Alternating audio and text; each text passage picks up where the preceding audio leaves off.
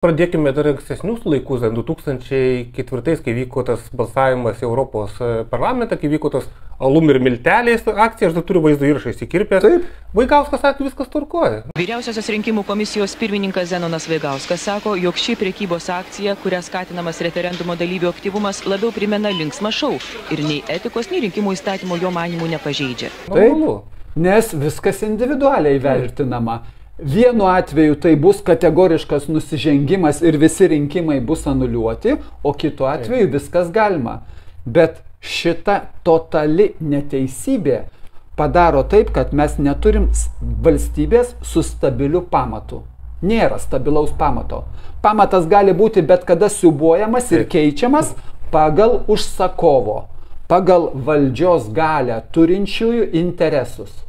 Tai tokiu atveju mūsų, jinai ir mano, ir jūsų, mūsų visų Lietuva tapo banditų valdomų kraštu. Ir tam reikia užtat vėl, aš čia su savo sąrašu jau sakau, ta nauja politinė jėga, kuri Lietuvos liaudės partijos rėmose numeris 5 ir taip toliau, mes ir sakome, kad pirmą kartą mes sakome, nesisteminiai atsidūrėme, mūsų užčiaupti nepavyko ir sakom, gana galima padaryti, jeigu mes visi patikėsime.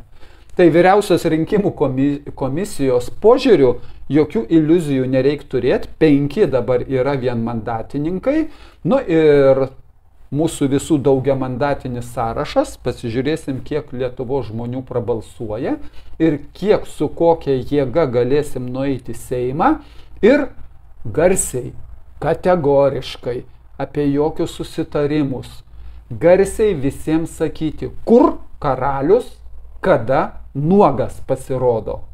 Nes, atsiprašau, kai karalius nuogas, gėda visiems. Bet apsimeta, kad oi, čia taip turi būti, čia tiesiog tokia norma. Čia kaip šitos pasakos, tik vaikas pasakė. Taip. Nes už pasakymą tai gali būti ir baudos. Taip. Kaip vyriausia rinkimų komisija irgi turi tokias suteiktas teisės vertinti viską individualiai. Bet valstybė be teisingumo ir teisės tai yra banditų gauja. Mes privalome padaryti, kad tam pasakyti, kad nebenorim toliau taip gyventi, nes toliau prapultis.